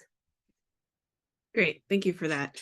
The next question we have is from an anonymous participant, and they ask, what is the university's legal stance then on pipeline programs and the criteria for selecting students for these programs? Usually they are invited or selected based on the race checkbox. I'm afraid we will miss a lot of students in underrepresented races and cultures to these programs with this box being masked. Has this been addressed? So this is being addressed. I would say there's so many different pipeline and pathway programs we have at the university. One thing is, I mean, the question asked what the university's legal stance is. We've actually gotten express guidance from the Department of Education and the Department of Justice on how they will enforce the law in this area. So that's where we look for guidance, because those are the bodies that if we get a complaint, the complaint will go to. So it's helpful for us to know how they will enforce. So what those departments have said is that it's absolutely permissible to have pipeline and pathway programs, but that they have to consider, to the extent they want to consider race, it's in the same way an admissions decision would. So the checkbox cannot be a way to be invited to a pathway program anymore in the wake of this decision. Instead, we can solicit other information about students, and we can also ask about their lived experience of race and any obstacles they've overcome, those sort of broader questions, to invite students to participate in a pipeline or pathway program. So those programs should be open to all equally, regardless of race or ethnicity in the selection process. And then when that is the case, then that can really function as a pipeline into a graduate program or from a high school into our undergraduate program. But the same sort of parameters on admissions are being applied by those departments to pipeline or pathway programs. Great, thank you. A couple more questions are pouring in, which is great. We do have time for these, so this is great to see this engagement. So let's see. The next one comes from an anonymous participant, and they ask, in light of what Carrie just discussed, it seems vital to understand what exactly is considered discriminatory harassment on campus. Will you please give some examples? So we have a policy that expressly addresses this. It's relatively new. Probably, well, it's maybe not that new anymore, 3 or 4 years old, but it's an administrative policy. You can find it in the policy library. It's called discrimination. And that has the university's definition of discriminatory harassment in it. I always get nervous about paraphrasing it, but it includes a mandatory reporting requirement if you see discriminatory harassment. And then it includes definitions. I think one important thing to understand about discriminatory harassment is that it has to implicate a protected characteristic. So somebody being mean to somebody else is not necessarily discriminatory harassment if it doesn't turn on somebody's protected characteristic. And protected characteristics include race, color, creed, religion, national origin, gender, age, marital status, familial status, disability, public assistance status, membership or activity in a local commission created for the purpose of dealing with discrimination, veteran status, sexual orientation, gender identity, and gender expression. The university has a pretty broad understanding of what constitutes protected characteristics, and that's a values-based decision on the base of the university. We have to comply with federal and state law as well, but those are the protected characteristics. And then discriminatory harassment really, there are several kinds, right? There's discrimination when somebody makes a differential decision about somebody that turns on one of these protected characteristics. It can be discrimination to deny somebody a reasonable accommodation based on disability, religion, or pregnancy. And then discriminatory harassment, typically, there's 2 forms, right? There's one, which is the sort of one it's sort of called quid pro quo harassment, right? if you do X for me, I will give you benefits, or if you don't do Y for me, I will take action against you. And then there's finally the sort of unwelcome conduct that creates a hostile environment. And that has to be severe, persistent, or pervasive, and also unreasonably interfere with your employment or your education. So you have to, it has to have some impact on your ability to sort of work or study at the institution, and be severe, persistent, pervasive. So that's a little bit paraphrasing. Examples are it depends.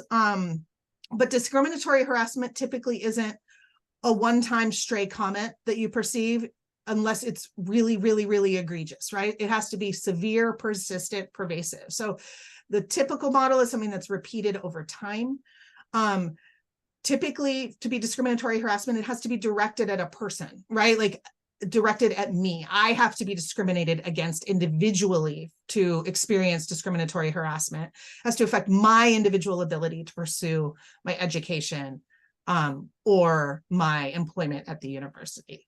So it's a well-written policy. I would sort of exhort people to take a look at that. And then I would also say that, you know, the Office of Equal Opportunity in Title IX enforces that policy. You can always ask them questions. You can always ask me questions about particular scenarios you encounter and whether they sort of, where they're living with that line, because it's often a very fact-intensive inquiry as to whether something constitutes discriminatory harassment. Thank you. Couple more questions coming in. We have this one from Mackenzie Sullivan, who asked, are non-tenured faculty or staff protected by academic freedom, or only those who have tenure?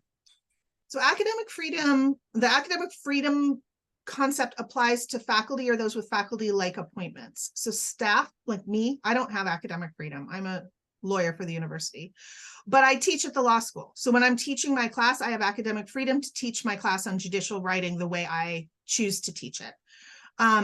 You don't have to have tenure to have academic freedom. You don't have to be tenure line faculty to have academic freedom, but it applies to those with faculty-like appointments is the sort of policy term we use for that concept here.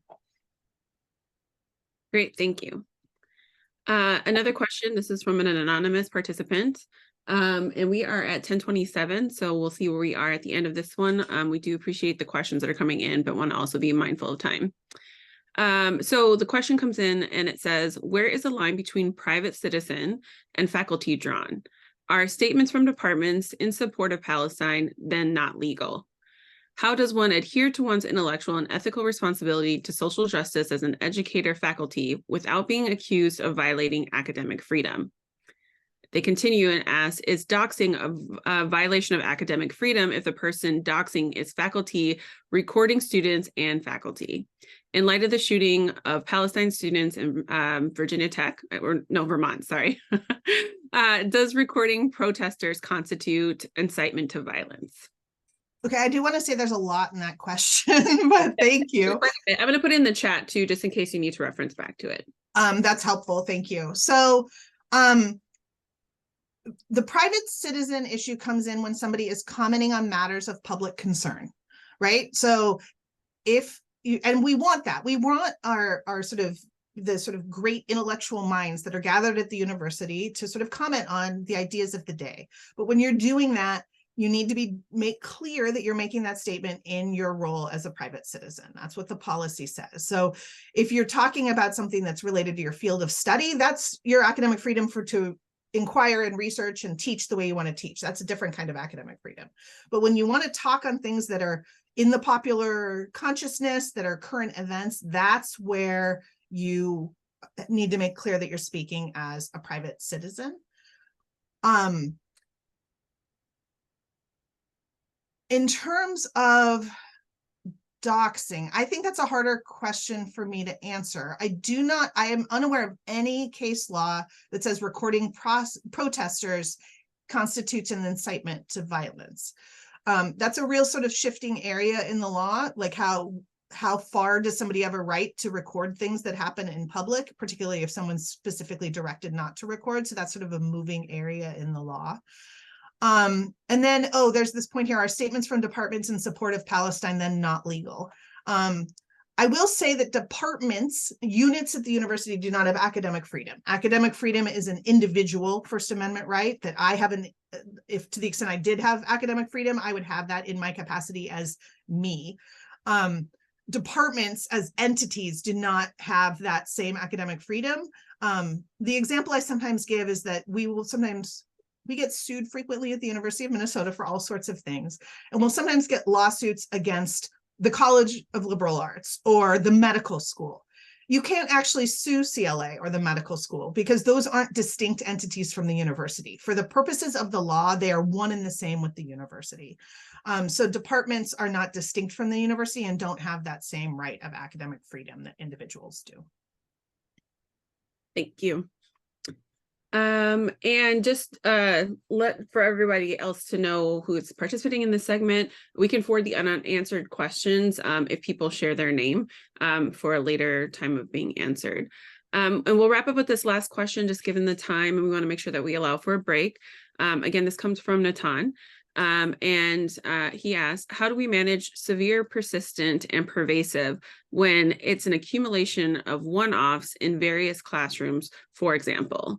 No one person has engaged in a behavior more than once, for instance, but the behavior appears in multiple distinct classrooms.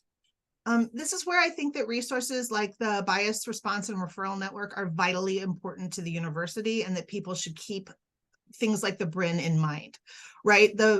Any bias incident that you encounter, a one-off, you don't have to worry about the severe, persistent, or pervasive framework when reporting to the BRIN.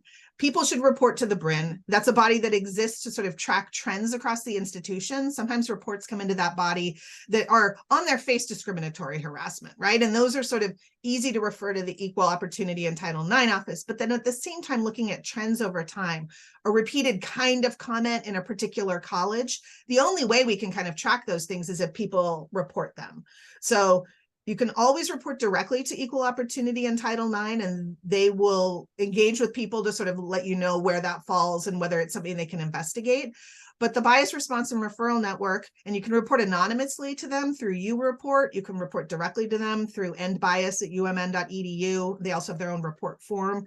There's many ways you can report to that body, but the more reports come into that body, the more able the institution is to recognize a hostile environment that is created by one-offs or things that are happening in disparate spaces, not in a single space at a single time. So I think I really would think it's a net positive if people think of reporting to the BRIN as a regularly available option and a place to sort of send stuff, because the real tracking work can get done by that body as well. Great. Thank you, Carrie, for your time, all this information, your perspectives, and sharing out of this very important information.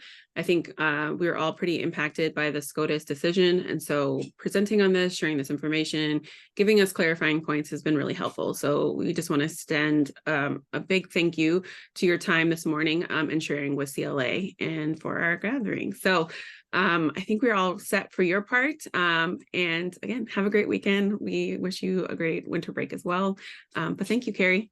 Thank you so much for having me and for the challenging but really important questions that everybody shared today. So hope everybody has a good weekend as well. Thank you.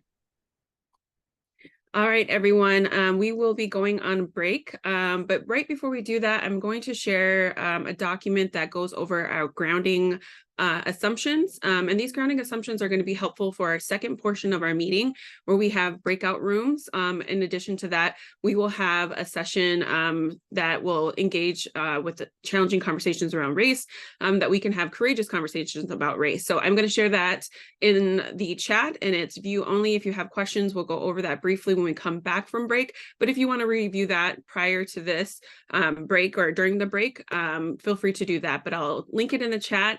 And we will have a break. And so enjoy 10 minutes, and then we will see you back roughly about 10:45. It's 10:34, maybe 11 minutes instead of 10. So thank you, everyone. We'll see you in 10. Funny Friday, but it's still Friday. So I think that's always something that we can be grateful for, that we're at the end of the week. All right. Let's take a look here. All right, so as I shared before we went on break, we have the grounding assumptions form that I linked prior to going on break. And it's just something to consider as we go into these spaces together and engage with each other. So I'm going to read just parts of it, not the entire form, but just something to consider as we move forward through this. And I'll be looking at my other screen. So if I'm not looking at you all, that's because I need to read. So we acknowledge that the complexity of exploring roles within majority white spaces, which are common in academia. We do not want to contribute to the heteronormativity, hypervisibility, tokenizing, or educative labor of participants who are Black, Indigenous, and or people of color, economically disenfranchised, disabled, or gender nonconforming, religious minorities, immigrants, and undocumented persons. We consider positionality and power in this space. We invite you to do the same on multiple levels, including race, gender, including identity and expression, sexuality, religion, nationality, ability, body size, class status, higher ed positionality, example, tenure, non-tenure, administrative, faculty, entry level, educational level, etc. So as you go into the spaces, I'm going to skip down to what we expect of that each of you will comply with as you're part of our meeting and in our spaces, again, to offer respect and engage with each other in a safe way. Please remember that we are gathered here to connect with others within our community by listening and sharing, and this is how we grow and learn. Please respect others' confidentiality by paying attention to what is yours to share and what is not. Speak from a personal experience and help to create a space where others are willing to do the same, recognizing the value in learning about the lived experiences of yourself and others. Leave room for both, all, and. I guess it should be both and all. So if it's not just a one-sided thing, it could be a both and or a yes and. Think about it in those ways. Next, recognize that facilitators and presenters are people too, and allow them to bring their full humanity into this space. Recognize that your comments and behaviors may have unintended impacts. Commit to owning the impact you cause, regardless of your intent. Strive to be as fully focused and present in this experience as possible, given your individual circumstances. Make yourself vulnerable and expect vulnerability from others, but understand if your vulnerability is not fully reciprocated. Stay engaged and understand that engagement does not require you to lean into trauma. So if you're feeling uncomfortable or this is bringing up trauma for you, we understand that if you're not able to stay fully engaged. Be open to experiencing discomfort and do not subject yourself to situations that produce trauma for you. This is kind of related to the one I just talked about. And also, please do not create situations that produce trauma for others. Almost done here. So expect and accept non-closure. This is one of our 4 agreements that we use frequently with courageous conversations about race. We are not here to solve or fix a problem or judge anyone. So if you're feeling uncomfortable, don't have closure, that is typical in situations where we talk about identity and work in diverse and inclusive spaces. With that, I am very happy to move to our next segment, and I'll have our host, our tech host, move us back to our slideshow.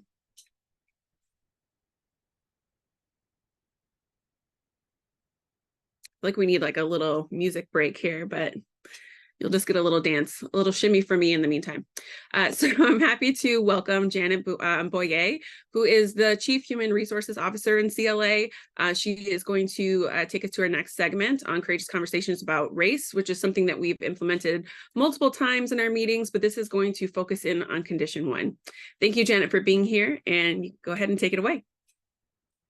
All right. Thank you, Stephanie, and good morning, everyone, and welcome back from the break. As Stephanie said, my name is Janet Boyer, and I'm the Chief HR Officer for the College of Liberal Arts, and it's my pleasure to engage in a discussion with you about Condition 1 of Courageous Conversations. Courageous Conversations about Race Protocol, also fondly known as CCAR. Because of our short time together, I'll answer questions at the end, but please go ahead and add them to the chat. So as a means of reconnecting us with CCAR protocol, I'd like to revisit the tools that we've already learned about. Stephanie, thank you. So this will help us with recall and also help us get centered our own selves as we enter into this discussion. You'll remember that the CCAR protocol focuses us I'm sorry, the CCA protocol's focus is to help you engage in difficult conversations about race, to sustain those conversations and even deepen those conversations. The protocol is made up of 3 tools, 2 of which you've already learned about, and the 4th tool, or the 3rd tool, we'll begin to unpack today. You'll remember that you've learned about the 4 agreements. The 4 agreements. As you enter into difficult conversations about race, we want you to agree to stay engaged, speak your truth, accept and expect non-closure, and experience discomfort. And then the 2nd tool that you've learned about is the compass. That's a tool for you to use to get in touch with how you're feeling or how you're showing up when you have conversations about race. Are you in your feelings? Are you in the feeling quadrant? Or are you in your thinking quadrant? Are you in your moral quadrant or your believing quadrant? Or are you ready to take action and therefore you're in your acting quadrant? So before we go any further, I invite you now to review the compass and determine where you are on the compass, where you're showing up, and please add that to the chat. Just take 30 seconds here.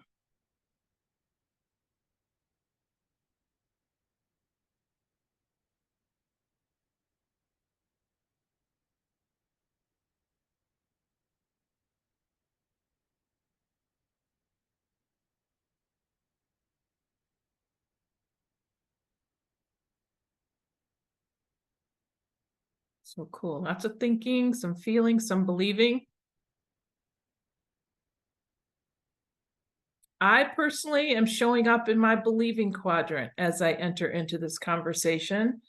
As I prepped for this presentation and I think about the tools, in particular, condition 1 that we'll talk about in just a minute, and how they work with difficult conversations, I also am convinced, or I believe, that they can be used to engage in civil discourse, such as can be had in topics like the war. That is sort of a recent topic that is coming up for some of us in human resources. And I think these tools are a good use in those particular difficult conversations. So the 3rd tool, the 3rd and final tool, we talked about the 4 agreements, the compass. The 3rd and final tool that we'll unpack today is the 6 conditions. And as you can tell by its name, it has 6 parts. Today, I'll be taking you through a discussion of just the first part, which is called the first condition. And that is condition 1. Condition 1 calls for us to look deeply and introspectively at our own racial experience by examining our own personal, local, and immediate circumstances related to race. So when we're engaging in conversations about race, condition 1 requires that we talk about our own racial experiences and that we do that by using I statements. For many of us, when we are talking about race, we use statements that speak on behalf of the collective. So for me, for example, if I am in condition 1, I have to resist the urge to make statements that purport to speak on behalf of all Black women. I need to speak for myself as a Black woman. So in a conversation about race, instead of me saying, Black women are not connecting with this particular policy, for example. So I'm speaking on behalf of all Black women. If I'm in condition 1, instead I would say, I, as a Black woman, am not connecting with this particular policy. It challenges us also to be comfortable with naming ourselves as racial beings. Condition 1 compels us to move away from speaking for the collective, speak for ourselves, and again, use I statements. Examining the impact of race in our own lives sets us on the path to examining the impact of race in a larger context. So if we get comfortable with speaking about ourselves, then we can move towards examining the impact of race in larger contexts. Operating in condition 1, using I statements in conversations about race works to increase our awareness of our own racialized existence. then we're open and we can understand the racial experience of others. So operating in personal, local, and immediate is really the foundational piece of racial awareness. And the first condition focuses on the way in which race impacts each of us right here and right now. So now I want you to reflect on this question. To what degree does race impact my life? With an emphasis on my life. This question is about the personal. In conversations about race, which can be tough, as I've been saying, the tendency is to speak more impersonally. And part of the reason could be shame, pain, minimization, denial, lack of understanding. I think we all could, think of a reason why we speak more impersonally when we're talking about race.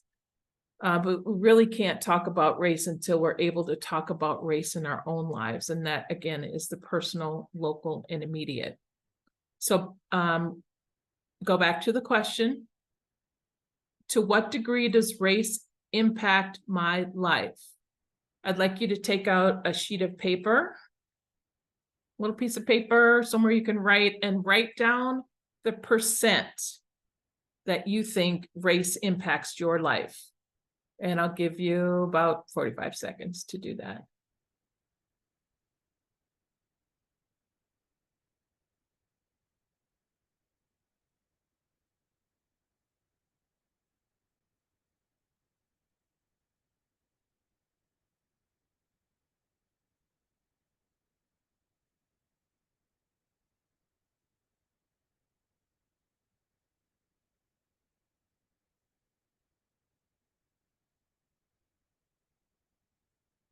Okay, I think that's been 45 seconds.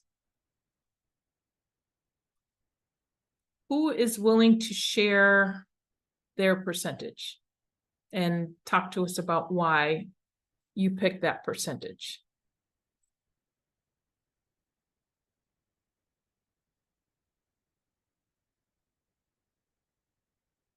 Sophia, thank you. Hi, good morning, everyone. I shared 45%, and it definitely ebbs and flows depending upon where I am and who I am with. If I'm with my children, if I'm with my friends, where we are standing in the world, what we are being presented with, that number can change. Thank you. Anybody else willing to share?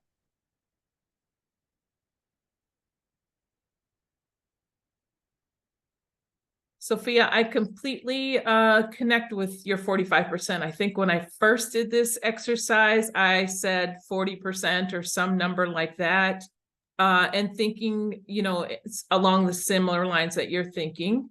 As you deeply reflect on how race impacts your life, race really does impact every aspect of our lives, whether we're conscious of it or unconscious of it. And that's primarily because people are defined by race in the United States. Race is constantly present, constantly having an impact on our experiences and our perspectives. If you answered lower than 100%, you might be thinking about racial consciousness versus racial impact. Racial consciousness is more about how much are you aware of it. Racial impact is really actually how it affects the aspects of your life and your existence in the world. Some people, on the other hand, are reluctant to characterize themselves racially, choosing instead to connect with the human race. And while that sounds noble, humans are species. Race, on the other hand, is defined by physical traits, one of which is skin color. So when I think of the degree to which race impacts my life, I think about how it impacts my personal relationships, Like, what race of people do I spend most of my personal time with, or that I feel the safest with? I think about opportunities that I've had in schooling and work and how race has impacted that. I think about how people treat me. I think about my sense of security in the world and sense of security that my loved ones are experiencing in society versus somebody who's not Black, and how those differences impact that my race has on those particular spaces. And these questions that I just articulated, how it impacts me personally and my loved ones, they are intended to get you to think and also to generate conversation about racial consciousness and racial awareness. Once we realize race is always impacting our experience, then we can ask, to what degree am I conscious of this 100% racial impact on my life? So let's talk about racial consciousness for a minute. As we unpack racial consciousness, as we unpack racial consciousness, in other words, how conscious are we about how race impacts our life? I'd like to introduce you to this racial consciousness flowchart. The first domain of the flowchart is I don't know, I don't know. I don't know, I don't know. I don't, it's hard to say that. I don't know that I don't know. And this is the first step in developing racial consciousness. When we act based on ignorance, we are operating in the I don't know domain. The second domain is I don't know, but I think I do. And this is where our assumptions guide us, but those assumptions have not been verified. Operating in these two spaces is the most limiting. We end up operating based on a set of assumptions without accurate knowledge about what is real, and this leads to a distorted view of self and others. In terms of our own racial experience, we may have limited understanding of the lives of people of different races. And to move past these two domains is to acknowledge and then challenge our assumptions, therefore building knowledge-based through lived experiences. And then we become equipped with knowledge, thus moving us into the I know I don't know, and actively engaging and expanding our knowledge and understanding leads us to the I will domain. And then the ultimate goal is to get to the I know domain. And that's when our racial consciousness is really being developed and raised. So this tool is really about getting in touch with where you as an individual are on the racial consciousness journey in order to raise the collective. And this prepares us to fully engage in conversations about race. So now I want us to engage in a reflection activity, engage the first condition through a reflection activity. And is there, Stephanie, I'm not sure how they get to the link. I put it in the chat. So the okay. chat sheet is in the chat for everyone to access. You just make a Awesome. copy. Awesome. So I'm going to give you, I think I have maybe 5 minutes. So I'll give you, we're not going to get to all of this, but I want you to at least start working to unpacking some of these answers to some of these questions. So I will give you maybe 3 minutes to start working through silently to yourself, working through some of the answers to these questions. We won't have time to share out, but after 3 minutes, we'll come together and I'll bring us to close. So feel free to turn off your cameras and we'll come back at 11:08 and then we'll move to close.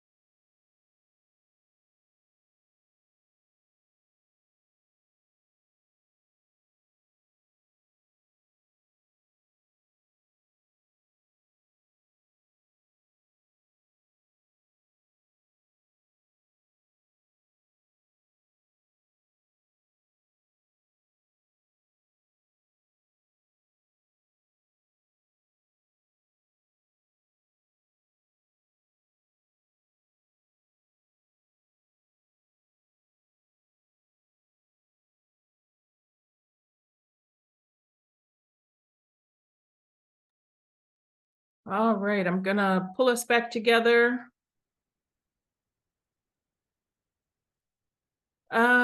Okay, so we will not have time to share out, but really this is intended to get you to start thinking about the impact of race in these various categories.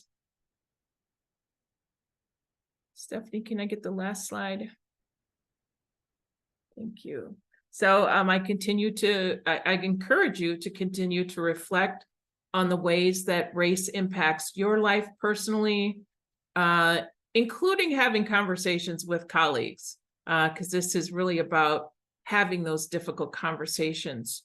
Amelius and I are moving around CLA and really going deeper into the tools, the protocol, the conditions with various departments. We've done a couple of book studies, and we have a couple more coming up in the spring. So if you believe that there's an opportunity to go deeper with the tools, and you'd be interested in talking to Amelius and I more about that, feel free to send us an email.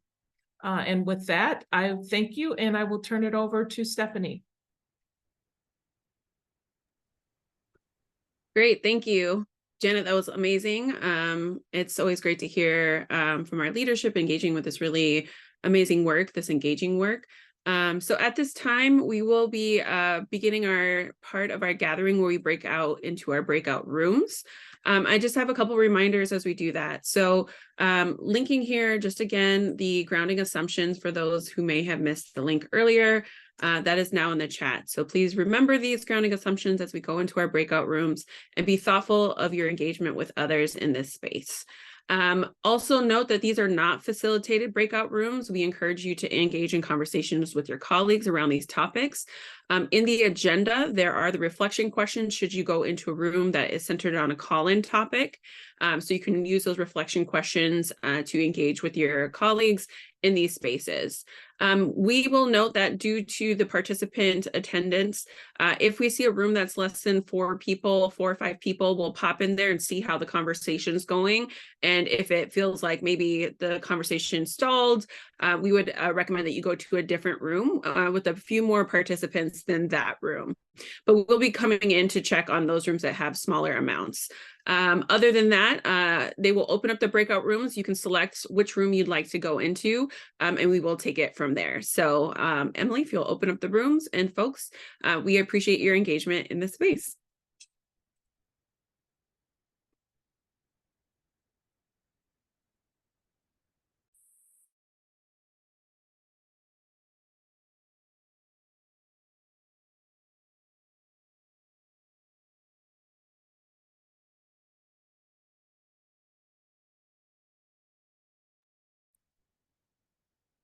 I'm going to just begin with my really deep appreciation to today's presenters, and also to the technical team, Nicholas and Emily. Thank you so much.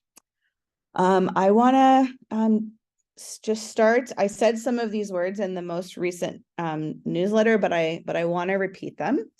And of course, now, even though I'm in this position for another month, I am beginning to feel a little bit emotional.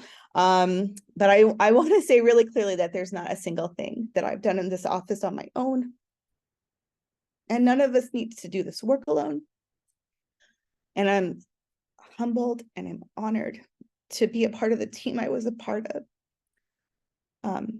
We wouldn't have had call-in conversations or breakout rooms without Stephanie Gandy.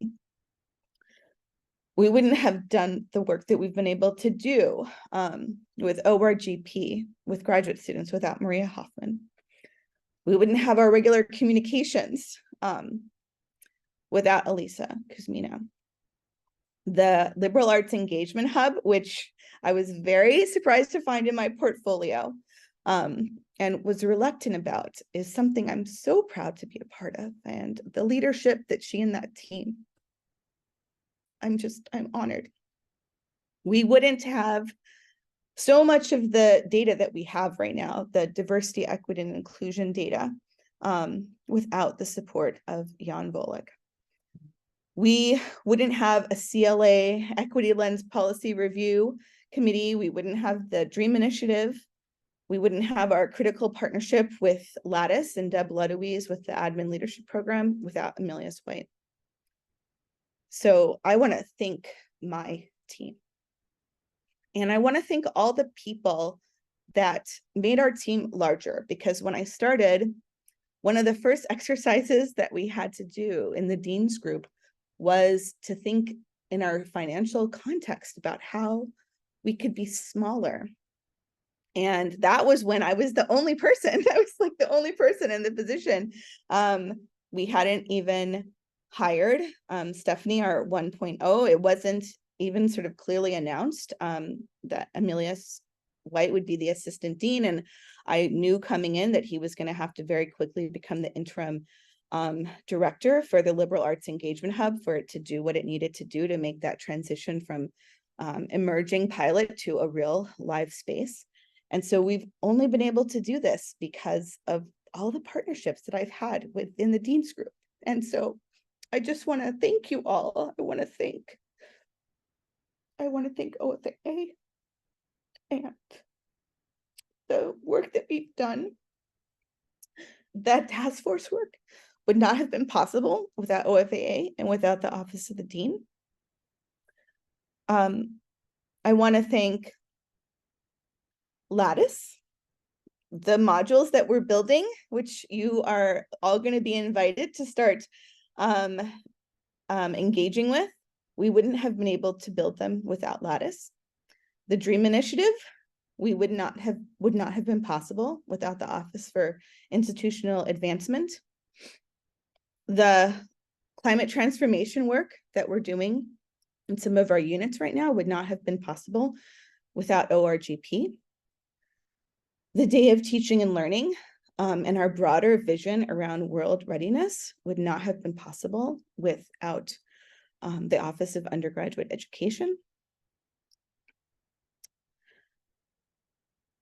The incredible work that we are now doing in terms of our hiring spaces and practices, and the leadership that Janet Boyer, who said early on, one of the first things she said is, let's do courageous conversations about race. And I said, what's that? And then you saw today what that was, and you've seen what that is and how incredibly useful it is as a praxis and as a framework for having challenging conversations, finding ways to sustain those conversations. Now I'm thinking, because of course, like, I'm not on script right now. So I'm like,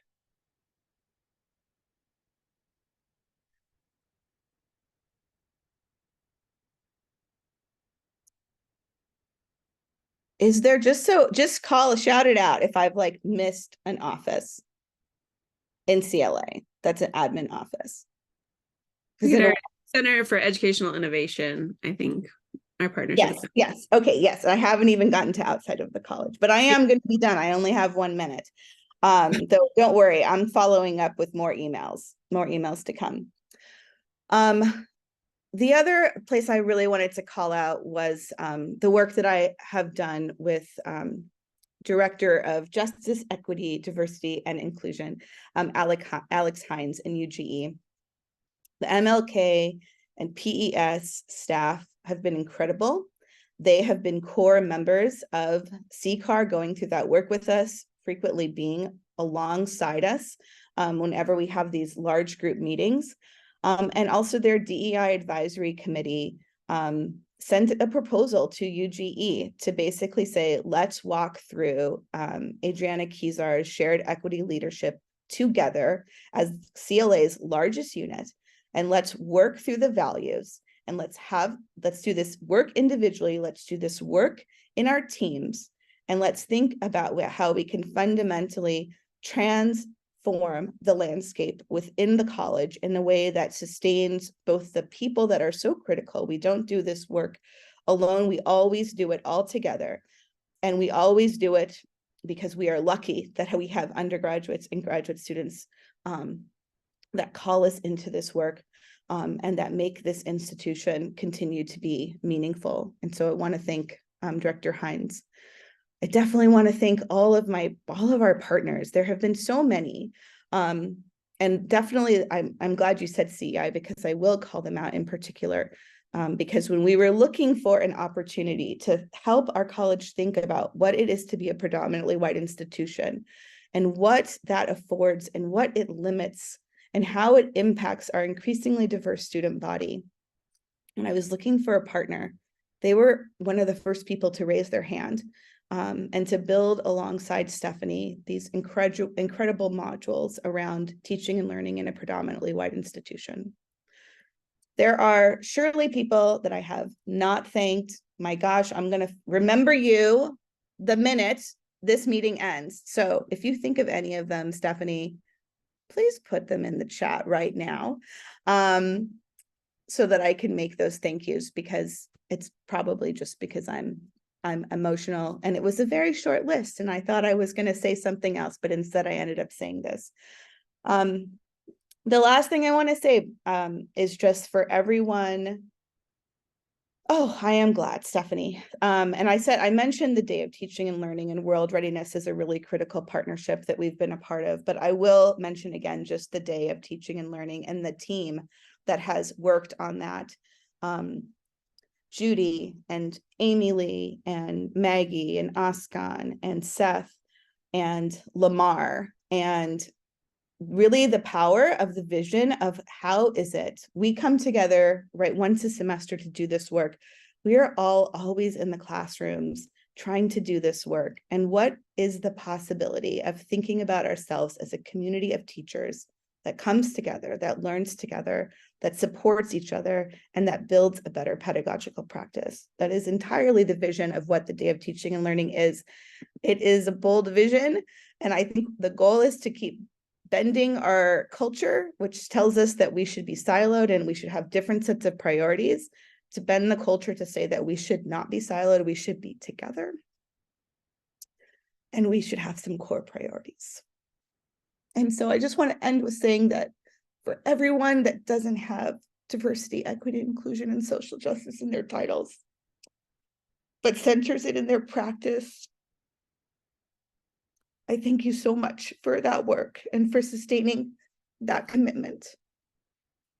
It matters so much. I mean, it matters to me, but really it matters to all of the students and the staff and the faculty that you interact with.